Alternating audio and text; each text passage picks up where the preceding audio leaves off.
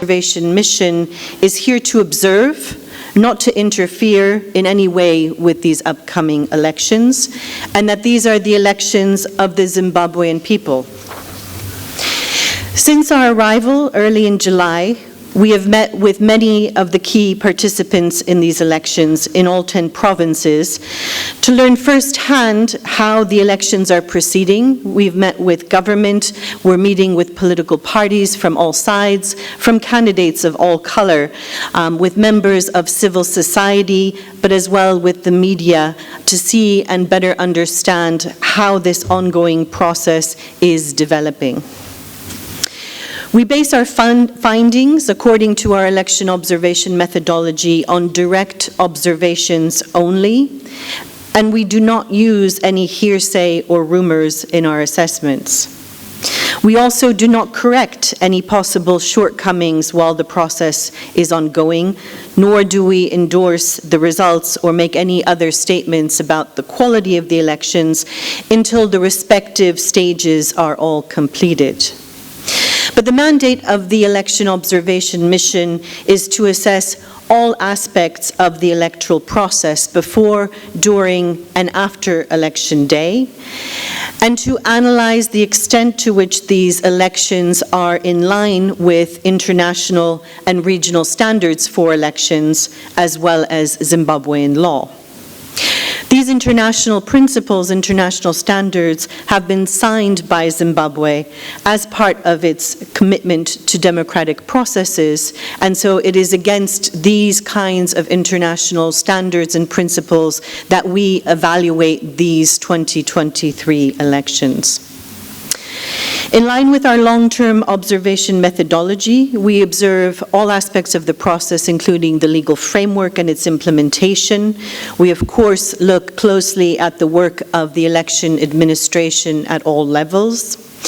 We follow the campaign activities, and we look at questions of political and campaign finance issues. We look at the role of state institutions, but also the role that civil society plays in the process. We also have a robust assessment of the conduct of the media in elections, including a qualitative and quantitative media monitoring process. And we're also in these elections looking at the social media sphere, including a monitoring process of that aspect. On election day, we'll be looking at the voting, the counting, the tabulation of results, but we'll also be looking at the environment in which the election is being conducted. We'll also follow the complaints and the appeals process, should there be any, after the elections proceed. And we look especially at the role of marginalized groups. We look at the role of the participation of women and other groups in this category.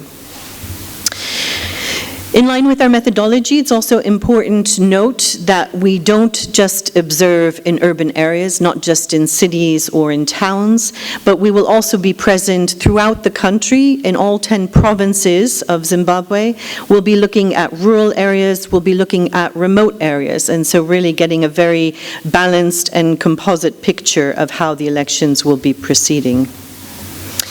We're entirely independent in our work. We're independent from other EU institutions, from the EU delegation, which is here in Zimbabwe, or from any other entity, institutional or political. I wanted to also transmit from the Chief Observer, Castaldo, that he sees the deployment of this mission as a spirit of partnership between the EU and the Zimbabwean people and authorities in achieving common democratic goals. The EU Election Observation Mission is committed to accompanying the Zimbabwean people throughout this process. Following the deployment of our core team on the 8th of July, we've also deployed 46 long-term observers earlier this week, and Mr. Castaldo will come as soon as possible to learn himself firsthand about the ongoing process when he is able to return to the country. For Election Day, our mission will be joined by 44 short-term observers. There will also be a delegation from the European Parliament, as well as diplomats accredited to the Republic of Zimbabwe will join our short-term election observation efforts. So overall, the EU election observation mission expects to comprise more than 150 observers from all 27 of its EU member states, as well as Canada, Norway, and Switzerland. Chief Observer Castaldo will present the EU election observation mission's preliminary statement to the Zimbabwean authorities and to the people of Zimbabwe some 2 days after the elections. EU observers will also remain in the country after Election Day to observe any ongoing aspects of the electoral process and the post-election environment. And finally, a final report with recommendations will be delivered approximately 2 months after the elections. I thank you very much for your attention. I thank you for your interest in election observation and for the interest in the European Union, and I look forward to any questions that you may have.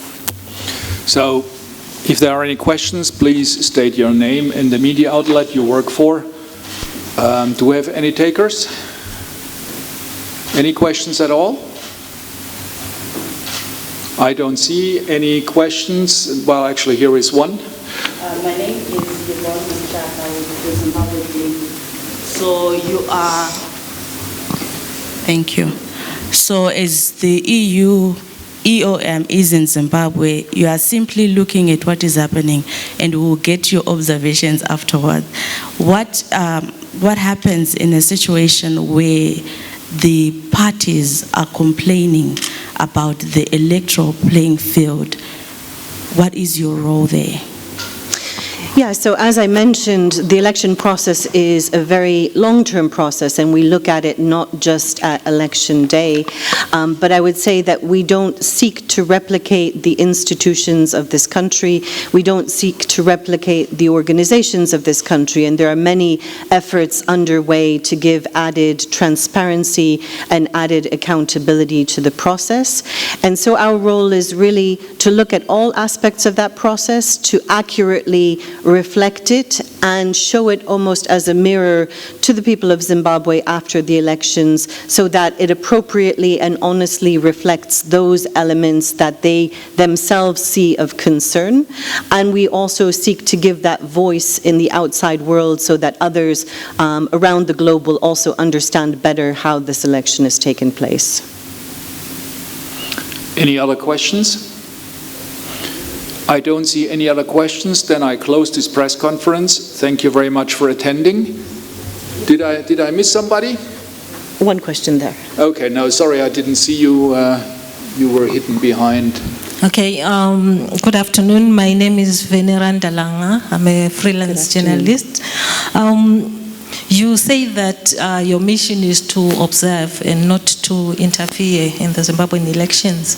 And you've done past reports and they had some recommendations. So now we are also going to do another report and recommendations. But my question is, since you do not interfere, and you have made some recommendations, are the past recommendations being followed? Mm-hmm. Yeah, so as I mentioned, we assess each election on its individual merits, and we assess them against the principles and the standards that Zimbabwe has signed up to. We seek not to compare elections, but of course, if there are elements which continue to be of a type that we would need to make recommendations on, we will do so for these elections as well. And we hope that after the elections and with those recommendations made, there could be a robust follow-up process and an interaction between the various stakeholders and the European Union to try to put some of those recommendations into effect in the coming months and years. We have one question here, the gentleman in the black shirt. as you continue to observe the election, some of the candidates so far have been barred from contesting. 12 from Lawayo from one contesting party, and presidential hopeful. What would be your comment as the election observer mission? Yeah, so as I mentioned, our long-term observers deployed this week. They are located throughout the country, and we are following all aspects of that process. That includes the court cases which are ongoing. So we are aware and we have been present at the court hearings. We're following those proceedings very closely. We'll also be following any appeals that emanate from those decisions. And in that composite assessment, we'll be looking at all of those different cases and their judgments together to see how they impact the election process as a whole, and that's something that we will be reporting on in our preliminary statement.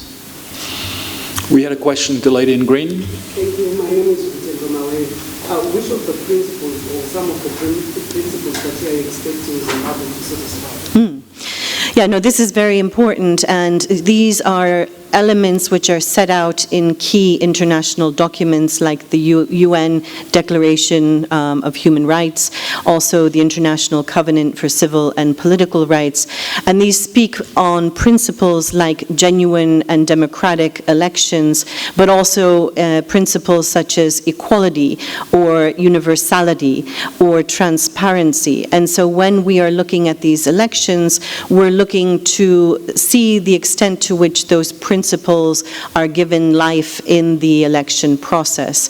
And just to also note that these are principles which are echoed in African documents, the African Charter and other subsidiary documents which Zimbabwe has also espoused. And so this is really something which the Zimbabwean authorities and the Zimbabwean people have self-declared as things that they would like to see in their elections, and we will be looking at the extent to which that is true. Do we have any other questions? Did I miss anyone? Maybe as a follow-up to Rutendo's question, is it likely that the European Union can actually put Zimbabwe to task if these principles are not followed? Yeah, so I think we can honestly and transparently reflect back the extent to which these principles have been met or not met. And I think then there can be discussions held on what can be done to improve those circumstances. This is the case in many countries that we observe. This is the case also in European countries. And so it's a global effort. It's a global spirit of partnership to try to improve democratic processes and to try to move forward this discussion in a democratic direction, and it's a pillar of European Union engagement in this area. Well, thank you very much for attending this press conference this afternoon. I close this event, and the next press conference will be approximately 2 days after Election Day with the presentation of our preliminary statement. We will inform you in due time. Thank you very much, and as I mentioned, at the exit is a press release, and thank you. Thank you very much.